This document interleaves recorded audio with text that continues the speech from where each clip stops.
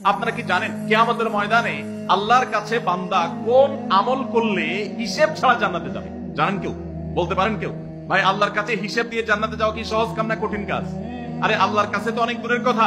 আপনি যে প্রতিষ্ঠানে চাকরি করেন তার মালিকের কাছে, উপরস্থ বসের কাছে একেবারে পুঙ্খানুপুঙ্খ করে প্রতিটা পয়সার হিসাব দিয়ে একদম সবকিছুতে পারফেক্টনেস প্রমাণ করা, এটাই তো একটা কঠিন কাজ, দুঃসাধ্য কাজ।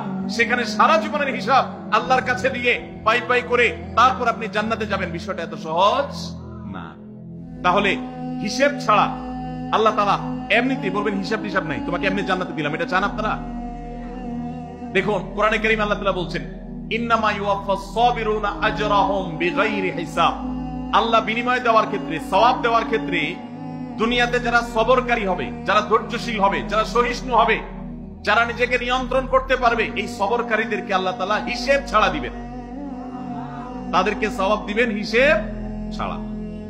তাহলে আপনি যখন আপনার কর্মস্থলে থাকবেন আপনাকে ধৈর্য ধারণ করতে হবে। আপনি যখন পাবলিক পরিবহনে উঠবেন আপনার মাথা ঠান্ডা রাখতে হবে। আপনি যখন আপনার বাসা বাড়িতে থাকবেন আপনার মাথা ঠান্ডা থাকতে হবে। মাথা গরম হয়ে যায় যাদের, হট মেজাজ যারা, কথায় কথায় মাথা গরম হয়ে যায়, ধৈর্যহীন হয়ে যায়, যেখানে সেখানে গন্ডগোল বাধায় দেয়, মারামারি বাধায় দেয়, ধৈর্য সহ্য বলতে কিছু নাই, এই লোকগুলো কিন্তু এই সৌভাগ্যবান মানুষদের কাতারে শামিল হতে পারবে না। ঠিক একই ভাবে দাম্পত্য জীবনে সুখী হতে হলে সবর এবং শুকর, এই দুইটা মূল মন্ত্রের কোন বিকল্প পথ খোলা নেই। সেটা স্বামীর জন্য প্রযোজ্য, স্ত্রীর জন্য প্রযোজ্য।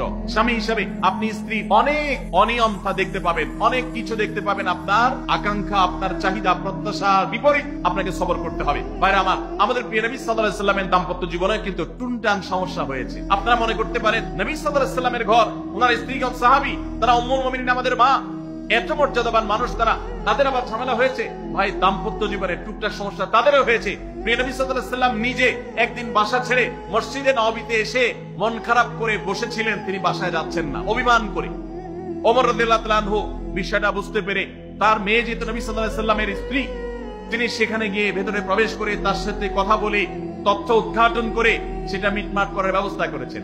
স্বয়ং নবী করিম সাল্লাল্লাহু আলাইহি ওয়াসাল্লামের জামাতা, ইসলামের চতুর্থ খলিফা আলী রাদিয়াল্লাহু তাআলা আনহু, তার মতে এত মর্যাদাবান মানুষ, তার ঘরে স্ত্রী হিসাবে আছেন কে? মুহাম্মদ সাল্লাল্লাহু আলাইহি ওয়াসাল্লামের মেয়ে, জান্নাতে নারীদের সর্দার ফাতেমা রাদিয়াল্লাহু তাআলা আনহা। এত বড় মানুষ তারা, স্বামী স্ত্রী দুইজন, দুই দিককার নেতৃত্বে, একজন যুবকদের নেতৃত্ব দিবে, আরেকজন জান্নাতি যুবতীদের, নারীদের নেতৃত্ব দিবে। এত বড় মর্যাদাবান মানুষ, তাদেরও দাম্পত্য জীবনে কিন্তু টুনটান হয়েছে।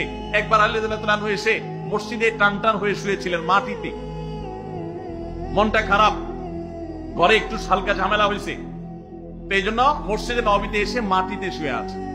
নবী করিম সাল্লাল্লাহু আলাইহি ওয়াসাল্লাম দেখে বুঝতে পেরেছেন, টের পেয়ে গেছেন যে কিছু একটা হয়েছে বাসায়।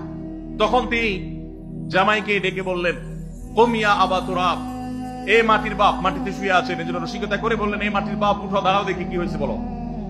ভাইরা আমার, দাম্পত্য জীবনে টুকটাক সমস্যা হবেই হবে। যারা বিয়ে করেন নাই আগে থেকে প্রস্তুত থাকেন, বুকে পিঠে ছালার বস্তা সব বেঁধে রেডি থাকেন। বিশেষ করে সময় যেভাবে গড়াচ্ছে তাতে করে সামনে থেকে হেলমেট পরেও যাওয়া লাগতে পারে। শুধু যাওয়া না, বাসায় ঢোকার সময় বাইক থেকে নামার পরে হেলমেটটা আগে খুলবেন না, আগে যা বুঝবেন পরিস্থিতি কি, তারপর হেলমেট খুলবেন। বুঝেন নাই? দাম্পত্য জীবনে টুকটাক সমস্যা হবেই, এটা প্রত্যাশিত।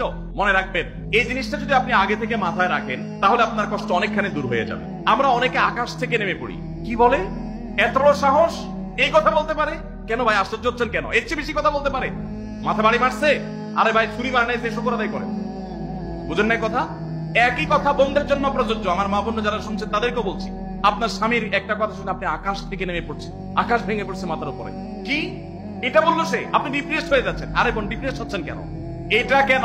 আরো শক্ত কথা আপনাকে বলতে পারে, এটা আপনি মাথায় রাখেন, কারণ দিন শেষে তিনি মানুষ, তার ভুল হতে পারে, একটা সময় তিনি তার ভুল বুঝতে পারেন। দাম্পত্য জীবনে যদি স্বামী স্ত্রী উভয় যদি ধৈর্যশীল না হয়, সবরকারী না হয়, হুটহাট রিয়াকশন করে ফেলে, কখনো দাম্পত্য জীবনে সুখী হওয়া সম্ভব নয়। মনে রাখতে হবে, একসাথে থাকতে গেলে, দুইটা পাতিল একসাথে থাকতে গেলে টুনটান লাগে না, বাধে হয় না?